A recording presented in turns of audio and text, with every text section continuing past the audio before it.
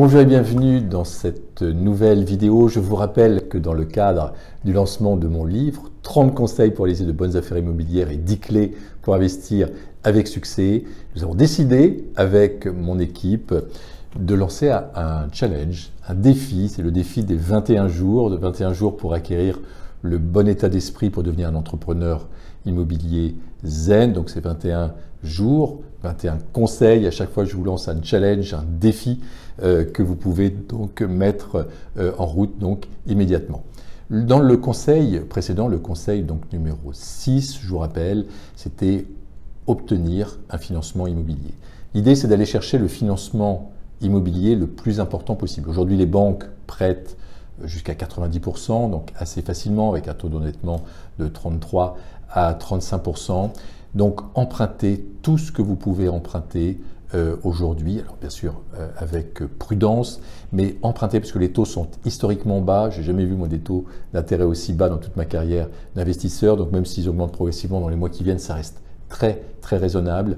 Et autant je déconseille bien sûr de faire des crédits à la consommation pour financer un voyage, pour financer des vacances, pour financer du matériel IFI, mais pour financer un bien immobilier qui va nous générer en plus un cash flow positif, eh bien n'hésitez pas, allez-y, empruntez tout ce que vous pouvez emprunter. Donc j'espère que vous avez pu prendre rendez-vous avec votre banquier ou avec un courtier bancaire pour qu'il vous en dise plus sur votre capacité de financement. Vous avez peut-être déjà acheté quelques biens. Où vous en êtes aujourd'hui? Quelle est votre capacité donc d'endettement aujourd'hui?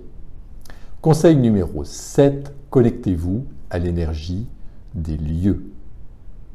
Moi, je fais partie des personnes qui croient que un logement, une habitation, un lieu a une âme. Alors j'ai découvert ça en faisant des stages avec des chamans, donc il y a quelques années, c'est ce que je raconte donc dans le livre.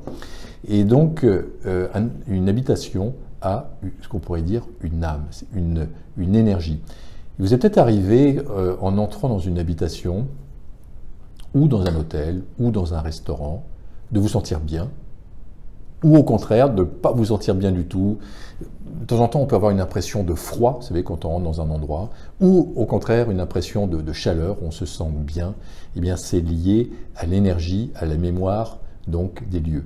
Il y a des maisons, ce qu'on appelle des maisons à divorce, des maisons où il y a eu de la violence. Les murs, en fait, conservent la mémoire des lieux. Alors, on peut nettoyer tout ça, bien évidemment. On peut faire appel à un géobiologue qui va réharmoniser la maison. Donc, ils ont des techniques pour ça. Ils mesurent le taux vibratoire donc, de la maison. Il y a des choses assez intéressantes dans ce domaine-là. On peut également faire appel à des personnes qui nettoient les maisons, les murs. Alors, elles utilisent de la sauge, vous pouvez le faire également vous-même. Vous pouvez utiliser de la sauge que vous faites brûler. Vous pouvez utiliser du gros sel qu'on peut mettre dans les angles, par exemple, des pièces. Donc, il y a comme ça des techniques. On peut utiliser également le son pour faire ça. Bon, ma femme Valérie est très forte donc, dans ce domaine-là. Je me suis aperçu également, et ça c'est nouveau pour moi, qu'on pouvait parler aux maisons. Alors, ça peut paraître étonnant ce que je dis pour les gens, pour les personnes rationnelles, mais j'ai vu certaines personnes qui parlaient à la maison, qui lui disaient, par exemple, quand un bien avait du mal à se vendre, qui parlaient à la maison en lui disant « Écoute, voilà, tu nous as hébergés pendant un certain temps. Je comprends, par exemple, que tu aies du mal à nous laisser partir, mais maintenant, il y a d'autres personnes qui vont arriver, qui vont vivre dans cette maison, qui vont avoir du bon temps. Donc, merci pour tout ce que tu nous as apporté. Mais maintenant, voilà, il faut laisser la place à quelqu'un d'autre. » Et on s'aperçoit, c'est étonnant, mais moi j'ai remarqué que ça fonctionne. Et donc depuis, je me mets aussi à parler de temps en temps donc aux maisons, aux pièces, en les remerciant pour ce qu'elles m'apportent et en leur faisant donc des demandes.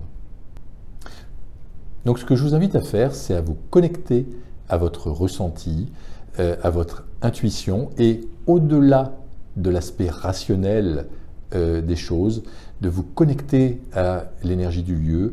Donc le défi que je vous propose aujourd'hui, lorsque vous allez rentrer dans une maison que vous ne connaissez pas, lorsque vous allez rentrer dans un restaurant, un hôtel ou un lieu que vous ne connaissez pas, connectez-vous à l'énergie du lieu.